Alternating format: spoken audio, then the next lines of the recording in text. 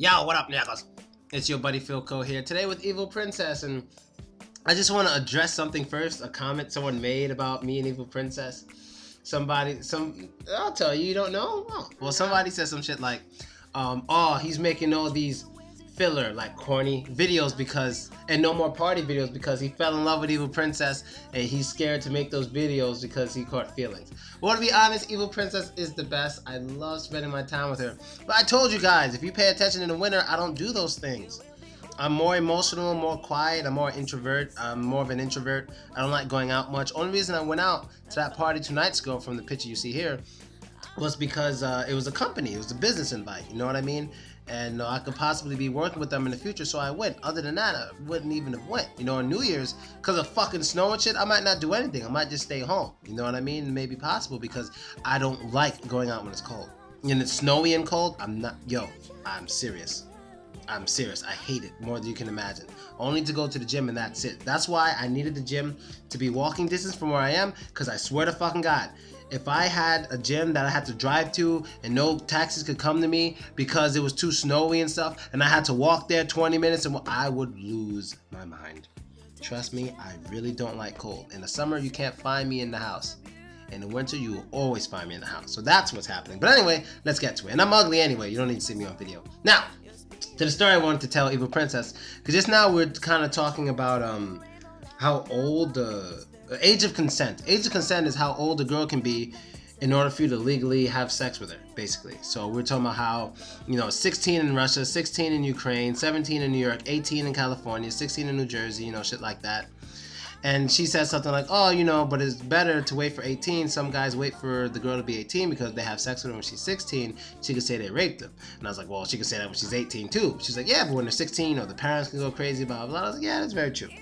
And it reminded me of a story, something that happened to me when I went to a certain city for summer.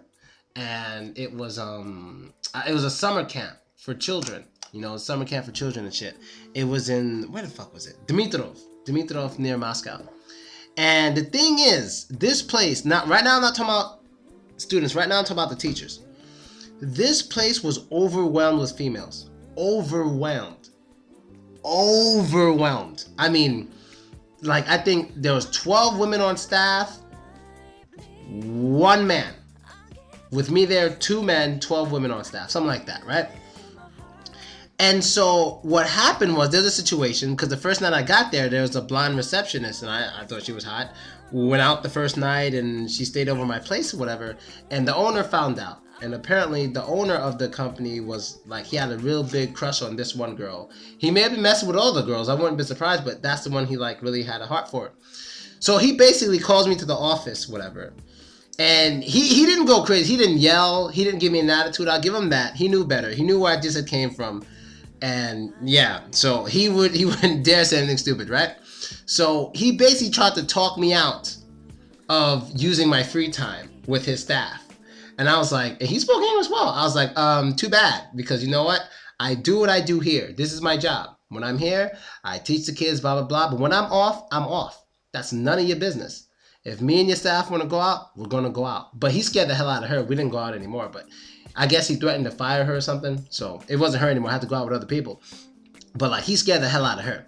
So basically, I guess he wanted to get even because that didn't work. I was still going out with people. He didn't stop me. So one day, some student, she was 14. She's a big fan. She has brain cancer too, something like that. But you can't tell. It's not like you can see there's anything wrong with her or anything like that. She's not extremely sick, but she just has it, and it's unfortunate. And she's a real beautiful girl, but she's 14 years old, so she's a huge fan, humongous fan. She's like, oh my God, Philko, and she gives me a hug. And I'm like, oh, you're so cute, you're so little. I mean, she's my height. I don't know how to fuck, but I'm like, you're so little, because she's very skinny, very thin. Mm-hmm. And so then later the next day, he called me to the office again. I'm like, what the fuck is up with this nigga? He's like, what you did yesterday was, I see it as inappropriate. I'm like, what are you talking about? He's like, when that girl's 14 years old, you can't hug 14-year-olds. I'm like, well, she wanted to hug me. I just gave her a hug. Is that really against the law? He's like, yeah, because she's 14. I'm like, really? It's against the law? So you've never hugged any of your students? He was like, no, never. I wouldn't do that. I was like, okay, so for now I won't hug anyone.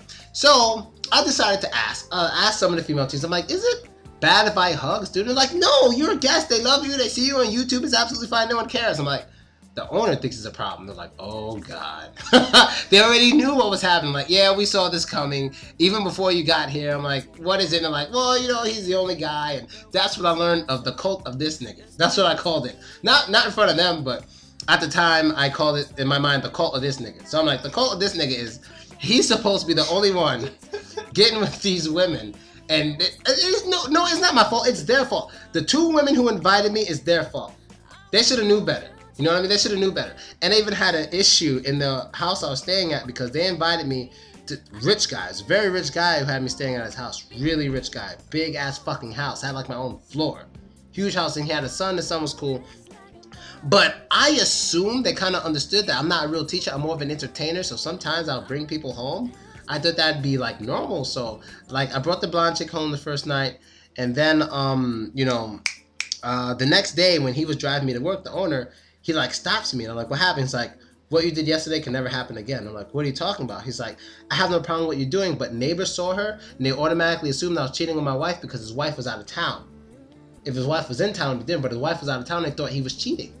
I'm like, it was nighttime when I came home. Maybe they didn't see the black guy, but they assumed he was cheating and maybe using me as a shield or something, right? So I was like, all right, in that case, I have to move out.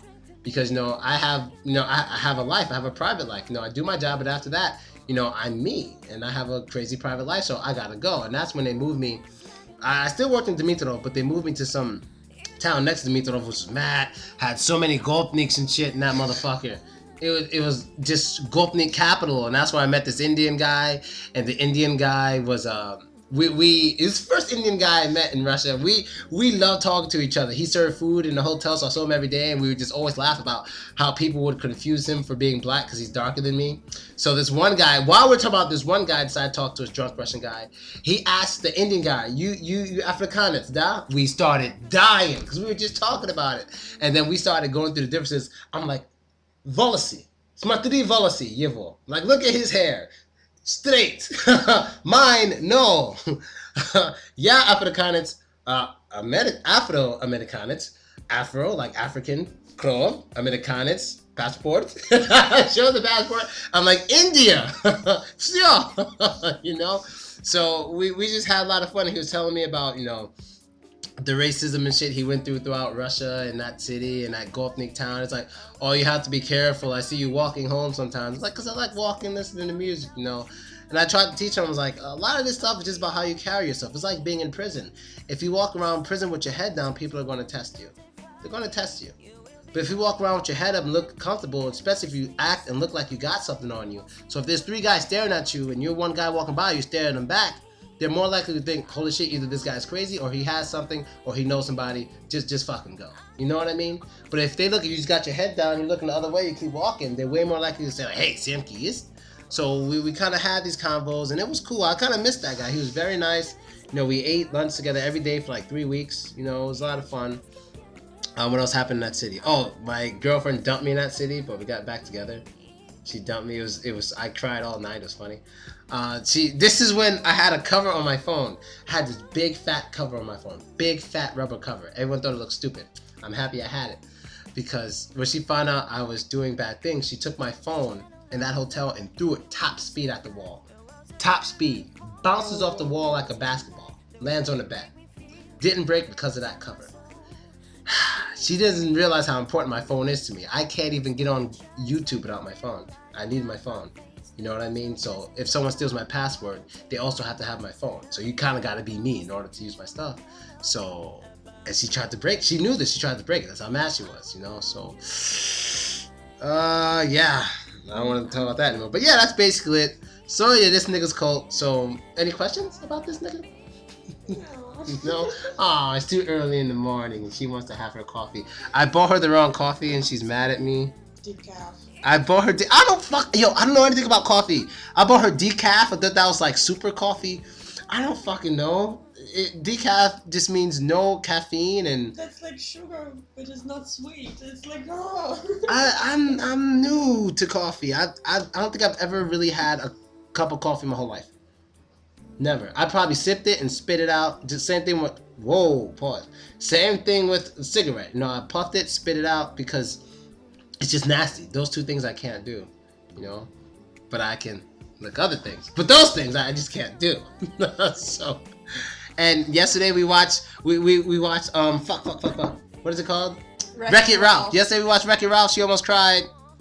I almost did too. But it's a great movie. It's a really good movie. I might do a review of Wreck-It Ralph. It was awesome. After this, yeah, we should do one, yeah? Yeah. Okay, we do a review of Wreck-It Ralph.